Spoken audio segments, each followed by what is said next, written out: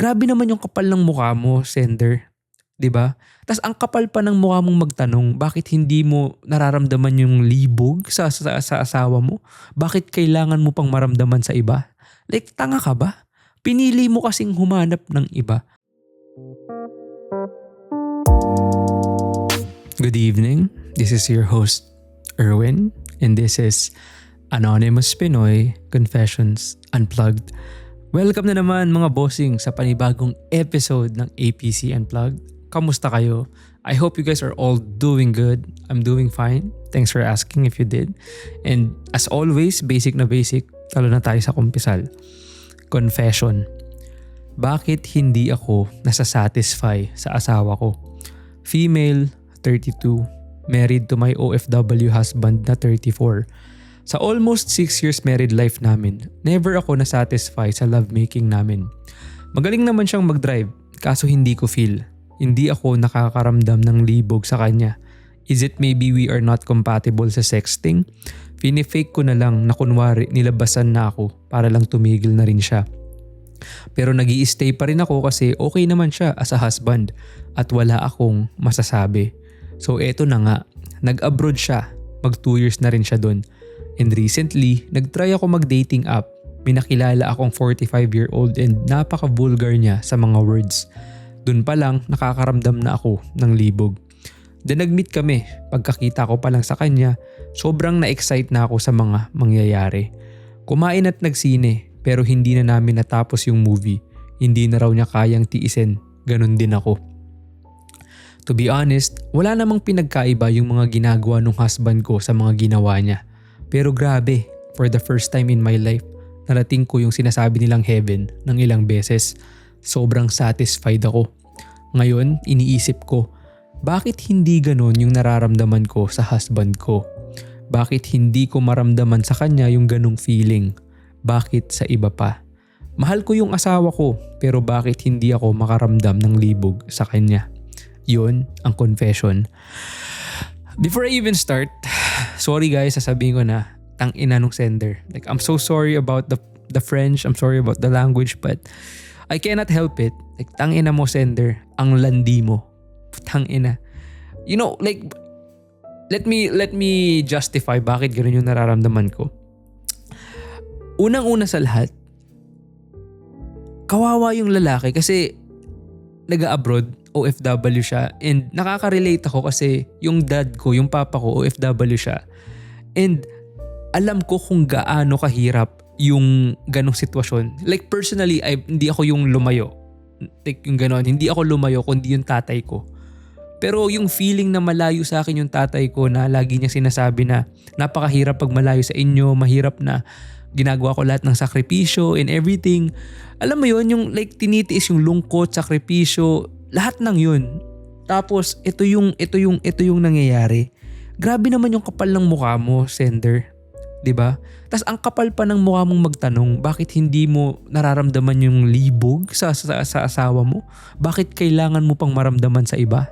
Like, tanga ka ba? Pinili mo kasing humanap ng iba.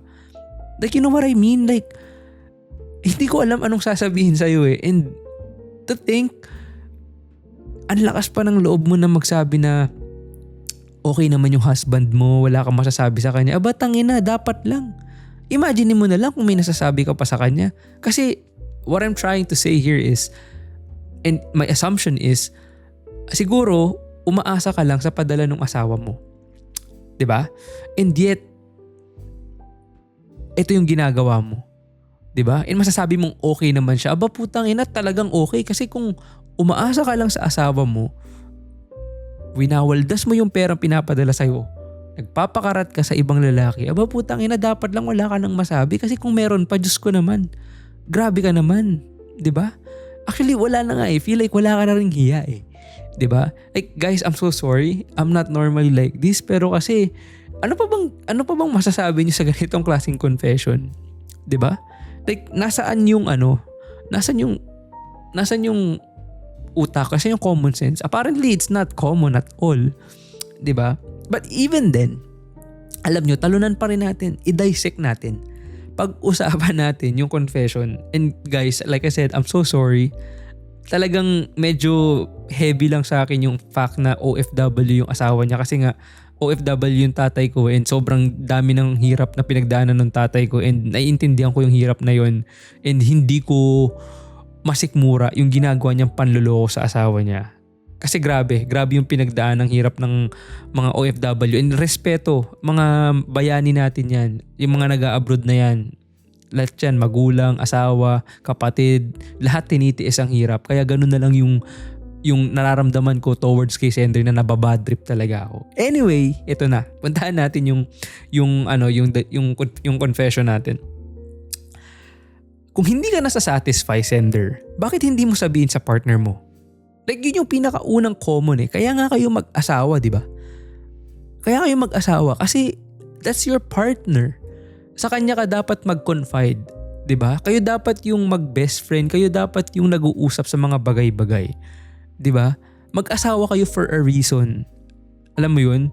Like, nag-promise kayo sa ewan ko kahit sabihin mo nag-promise kayo sa altar, I don't know, nag-promise kayo sa like civil wedding, like nag-promise kayo eh, 'di ba? Na maging tapat sa isa't isa. Like alam mo 'yun, in sickness, in health, in mga ganyan, 'di ba? Ngayon, sasabihin mo pa, magaling naman mag-drive yung asawa mo pero hindi mo na-feel. Hindi eh. Alam mo 'yun, ay ang nararamdaman ko dito, feeling ko humahanap ka lang talaga ng iba. Kasi kung mahal mo talaga, sasabihin mo sa asawa mo yun. Sasabihin mo yung shortcomings niya. Sasabihin mo na, love, hindi ako nasisiyahan.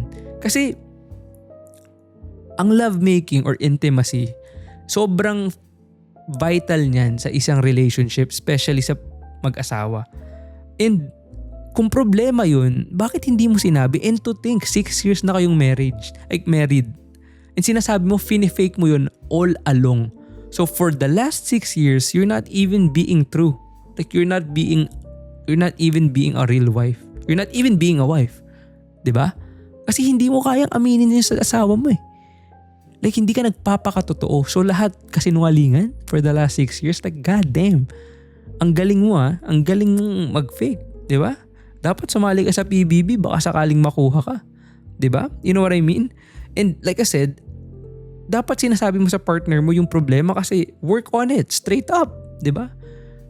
'Di ba? Ibig ko sabihin hindi yung maghahanap ka sa iba. Imagine 6 years like I said, nagpapakitang tao ka lang sa asawa mo. Like imagine mo na lang ano yung mafe-feel nung asawa mo na sinasabi mo, fake mo and everything. Like sobrang bababa yung self-esteem nung tao. 'Di ba? Syempre yung pagkalalaki nun, lalo pa pag nalaman niya, humanap ka ng kalinga or ng touch sa ibang lalaki. Syempre bilang lalaki, like maapakan yung pagkalalaki nun, yung pagkatao nun, yung buong pagkatao nun. Putang ina. 'Di ba? And yet hindi niya lahat alam yun. Tas 2 years na siya nag-abroad. Putang ina, palala ng palala. Diyos ko po, saan ka kumukuha ng lakas ng loob gawin tong kakapalan ng mukha, kahayupan na to. Putya, grabe. And paano maayos yung relationship nyo kung ang ginagawa mo is naghahanap ka sa iba? Kasi feeling ko yun yung ginagawa mo eh. Tapos ito pa, nung umalis yung asawa mo na magto 2 years na sa abroad, ang pinili mong gawin is mag-dating app. Pinili mo maghanap talaga. Kasi una pa lang feeling ko talagang naghahanap ka na ng iba eh. Sasabihin mo, mahal mo yung asawa mo tapos naghanap ka sa dating app. Sinong ginago mo? 'Di ba? Tangina, hindi naman kami pinanganak kahapon eh. 'Di ba? Tapos ito pa, ito yung gusto ko talagang sabihin eh. Nagstay ka kasi okay naman siya as asawa. Tangina, talagang okay siya. Tulad ng sabi ko kanina, okay talaga kasi dahil may napapala ka. 'Di ba? Like, hindi ko alam, nag-i-speculate ako na baka wala kang trabaho and fully umaasa ka lang sa kanya. Kaya tangina, nakakaputang ina naman talaga yun kung ako yung OFW, yung asawa mo na nagtatrabaho and 2 years na akong wala sa Pilipinas, malayo ako sa asawa ko na iniisip ko mahal ako. And yet, hindi pala. Nagpapakarat pala sa isang 45-year-old na porket vulgar yung vulgar magsalita, yung words, dun pala nalilibugan na agad. Grabe.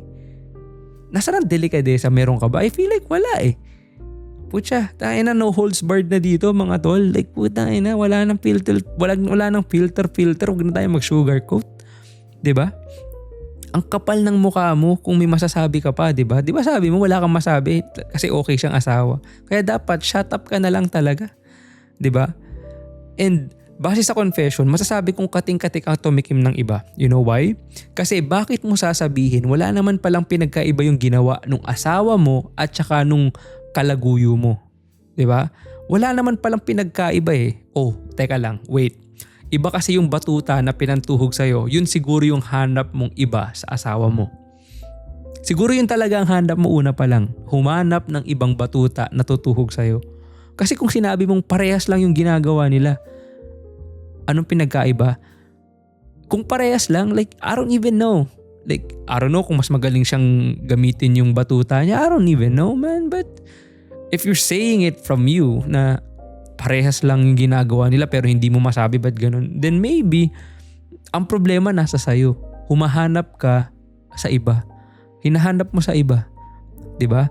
Yun na nga, sobrang satisfied pa daw mga boss, 'di ba? At naabot ang heaven ng ilang beses. Putang ina. Sana nagstay ka na doon, di ka na bumalik, putang ina. 'Di ba? Hayop na 'yan. Dahil patuloy mo lang gagaguhin at lolokohin yung asawa mo eh. Imagine 2 years. I'm pretty sure, I don't know kung yung kontrata niya 2 years lang. What if more than that? And babalik siya thinking na putang ina, ito yung asawa ko, miss na miss ko. Only to find out mas lalong hindi na magugustuhan yung asawang lalaki. Why? Kasi nakahanap na siya ng iba, nakatikim na siya ng iba na ayun ang hinahanap-hanap niya. 'Di ba?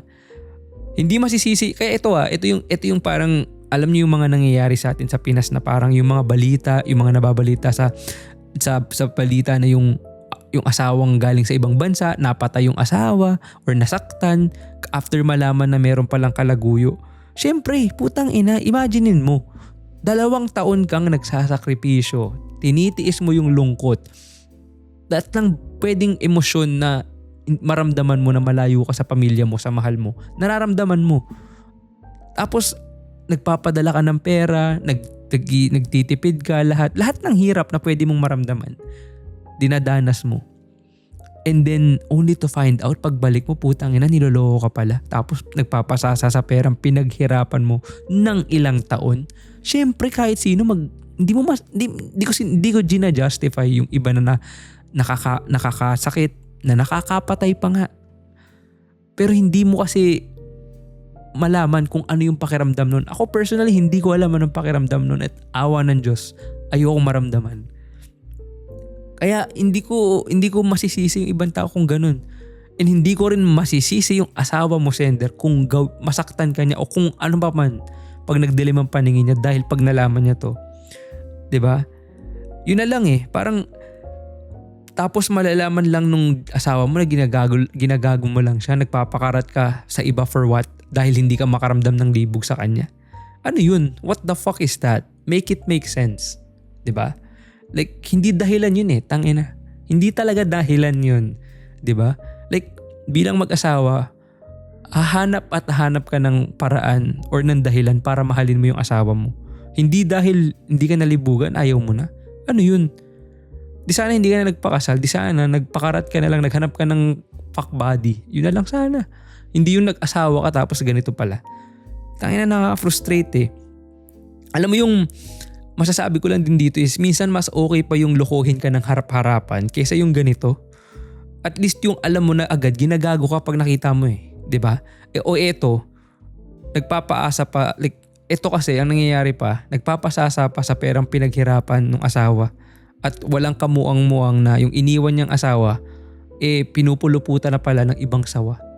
'Di ba? From asawa tanggalin yung A, nagiging sawa. Yun yung sender natin, sawa na. 'Di ba? Kaya yun lang, ang masasabi ko lang dito talaga is hindi mo mahal ang asawa mo. Mahal mo lang siya kasi meron siyang naibibigay sa'yo. Meron siyang naipo-provide. At totoo lang, hindi kayo compatible kasi hindi ka karapat-dapat na asawa sa asawa mong nagsasakripisyo sa malayo para sa'yo at ang sukli mo kahayupan at kahangalan. Talagang hindi kayo compatible. Kasi hayop ka eh. Alam mo yun?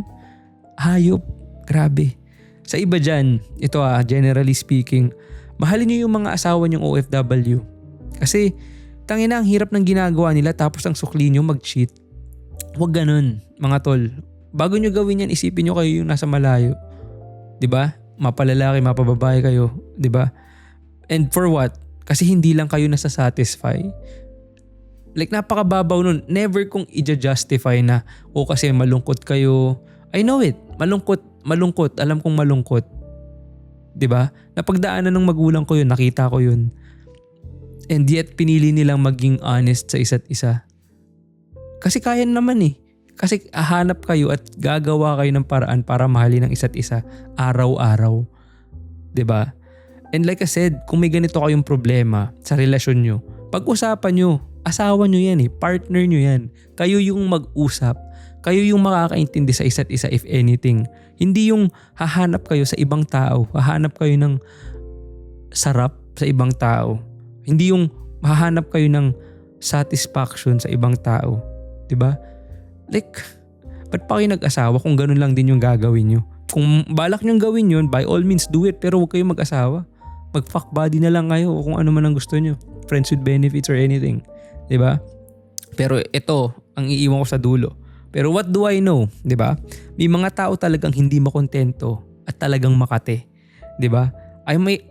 Feeling ko I might get a lot of hate pero wala akong pake. Real talk lang mga tol. Real talk. 'Di ba? Kung tamaan kayo, sino man dyan, goods. Kasi para sa inyo talaga to. Yung mga talagang gumagawa nito, para sa inyo to. 'Di ba? Sorry not sorry. 'Di ba? Kung tamaan ka, you're welcome. Para sa iyo to. Magbago ka na. 'Di ba? And sa'yo sender, sana malaman ng asawa mo yung kalokohan mo. Napakagandang pamasko yan. Napakagandang pamasko sa'yo ni Santa yan this year pag nahuli ka ng asawa mo. 'Di ba? Yun lang masasabi ko. I have no words for you. Like, what comforting words? Fuck that. No comforting words would ever make this right. Tapos hindi ko talaga masikmura yung ang lakas pa ng loob mo magtanong eh. Bakit hindi ganun yung nararamdaman ko sa husband ko? Bakit hindi ko maramdaman sa kanya yung ganung feeling? Bakit sa iba pa? Fuck you. Fuck you with feelings. Putang ina. Bakit sa iba pa? Like, wala namang ginawa yung asawa mo sa'yo kundi kabutihan lang para mag-provide. 'Di ba? Tapos sasabihin mo, mahal ko yung asawa ko pero bakit hindi ako makaramdam ng libog sa kanya? Diyos ko po, napakababaw nun. Mahal mo pero hindi mo na nakikita. Mahal mo siya pero hindi ka nakakaramdam sa kanya ng libog. Like, what the fuck is that? Like I said, pag-usapan nyo. Like I said, I don't even know. What the fuck do I know? Nagre-react lang naman ako dito. And like I said, di ba? You can hate me all you want. Like sa mga tinamaan dyan. Pero real talk tol, real talk. Ayoko na i-sugarcoat. Mahalin nyo yung mga asawa nyo, especially yung mga nag-abroad OFW. Napakalaki na sakripisyo ng mga yan. Tapos ang susukli nyo, kahayupan. Wag naman ganun. Maging tayo, mindful, maging makatao tayo. Isipin nyo pag sa inyo ginawa, kayo yung nasa abroad, papadala kayo, tapos biglang malalaman nyo 2 years later, 3 years later, or even 5 years later, nagpasasa sa perang pinadala nyo, tas all along, iba pala yung kumakarat or kumakana. I'm sorry sa language, I'm sorry for the French. I'm not used to saying those things, pero ito ang lala eh. Okay? I'm sorry, I'm apologizing for that. And I'm apologizing for what I said, pero sa mga tinamaan, I'm not sorry. Tinamaan kayo, goods. Anyway, thanks guys for tuning in dito sa episode ng APC Unplugged. And this is your boy, Erwin. Again, sorry for the French and all the other emotional things. And until next time, good night.